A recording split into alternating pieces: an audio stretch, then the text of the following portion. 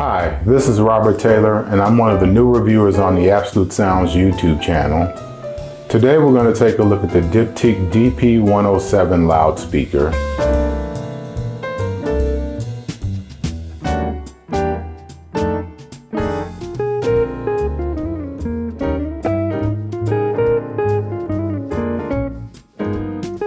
DP107 is a ribbon speaker costing $8,000 a pair. The DP107 is 1,070 millimeters or 42.13 inches high, 470 millimeters or 18.5 inches wide, 20 millimeters or 0.7 inches deep. The speaker weighs 15 kilograms or 33.07 pounds without the stand. With the stand, the speaker is 22 kilograms or 48.5 pounds. The speaker has a ribbon tweeter that is 45 centimeters or 17.71 inches long, and it uses neodymium magnets. The base panel is 35 inches long or 889 millimeters, 8.5 inches or 216 millimeters wide. The woofer panel uses magnets in the front and the back in a push-pull configuration.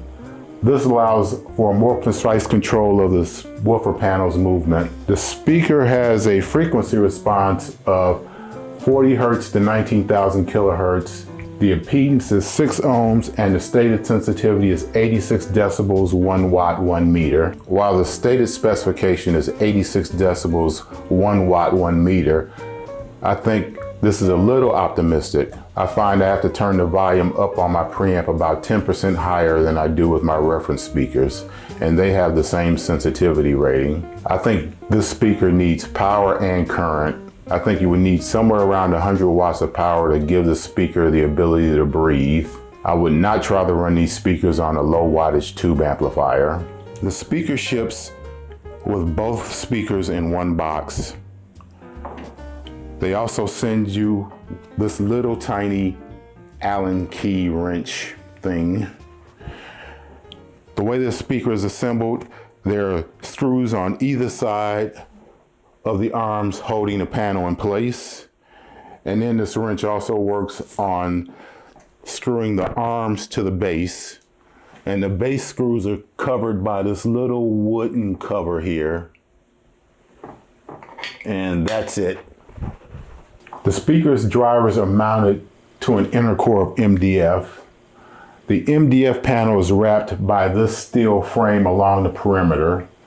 Both the front and back grills are metal, not fabric. This makes for an incredibly rigid speaker that's heavier than it looks. The speaker is attached to the base at these 2 points right here with 2 screws. The speaker can be tilted up or down, which is a really nice touch. This allows you to aim the tweeters directly at your ears at the listening position. Also with this feature, you can listen while standing up and get full fidelity from the speaker. The arms holding the panel are screwed directly to the base at the floor. The base is a heavy metal plate with rubber feet, and this works equally well on bare floor or carpet. For a little perspective, I've placed a Magnepan 1.7i next to the Diptyque DP107. You can see the height difference. In my opinion, the DP107 works better in a lot of rooms because of the height. This bigger speaker tends to dominate the room and take over. All you see is a speaker. With this lower height, this blends better into listening environments.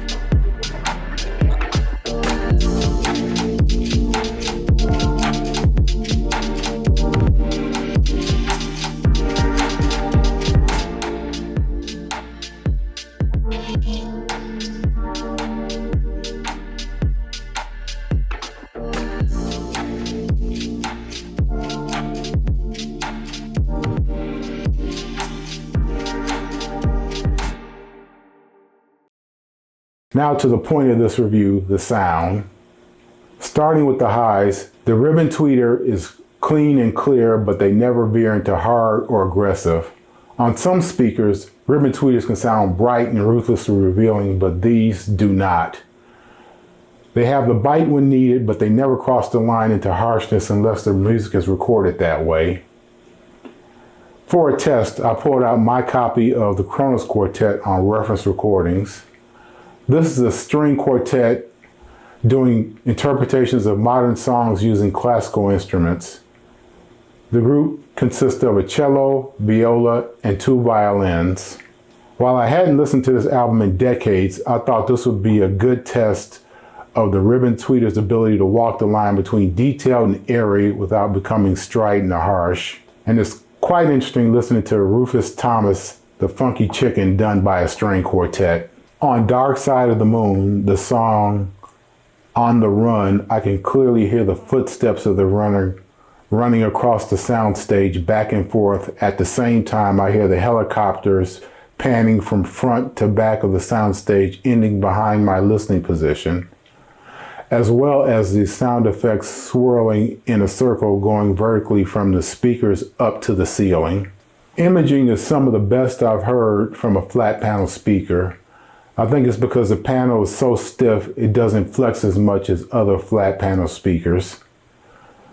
I think this helps in giving you a better defined image specificity. You can clearly see the outline where the performers are placed within the soundstage.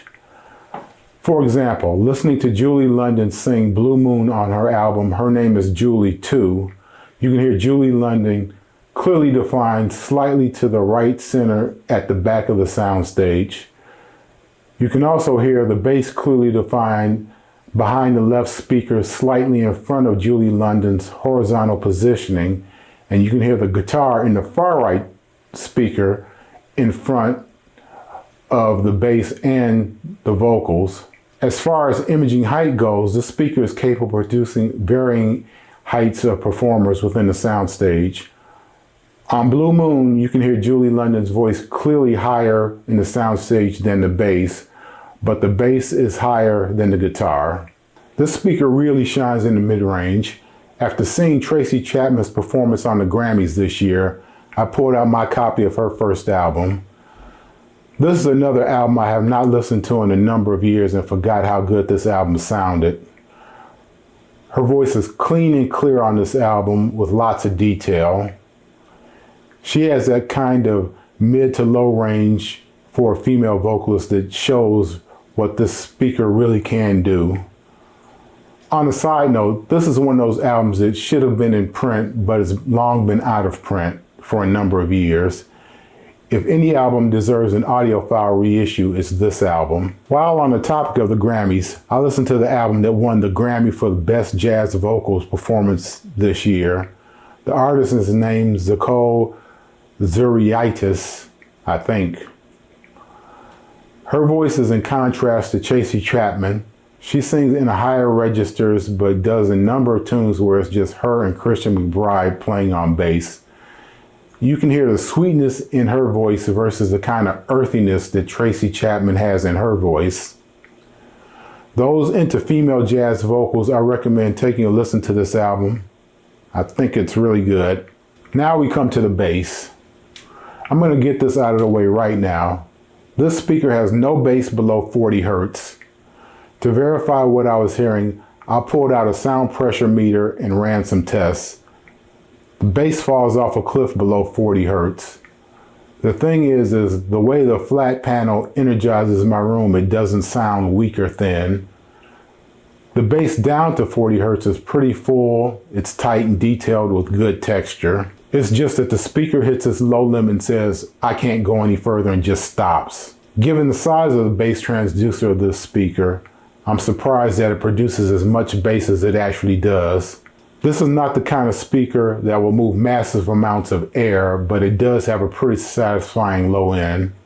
On the aforementioned Nicole Zuriaitis, and I keep butchering her name, I'm sorry, Christian McBride's bass does not sound thin, it sounds full and rich. If you're into things like hip hop or techno, this speaker may not be for you.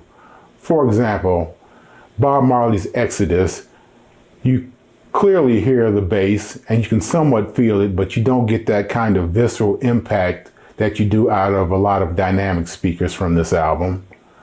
I think overall, given the type of music you listen to and the volume levels you listen at, this may not be an issue for you.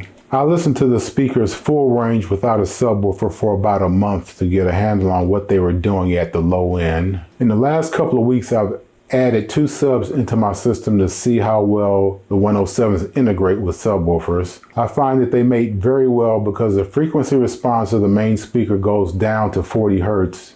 I think it's fairly easy to blend a subwoofer and not have a hole in the frequency response at that point. Adding subwoofers can give you the visceral impact of bass missing in the main speakers while making the speakers full range and helping the mid-range breathe a little easier. The dynamics are very good on the speaker, but given the limitations of a panel speaker, you won't get the kind of dynamics that you get out of conventional speakers, especially those with big drivers. If you're looking for dynamics of, say, a horn speaker, then this may not be the right choice for you. I have no issues with the dynamics, however. Here is the Cliff Notes version of this review. This is an excellent flat panel speaker in a small package with minimal compromises in performance. This is truly a high-end speaker that looks good in just about any location and can be the perfect compromise between sonic performance, aesthetics, and keeping family harmony. I can't think of a single other speaker that works on all these levels and does it so well.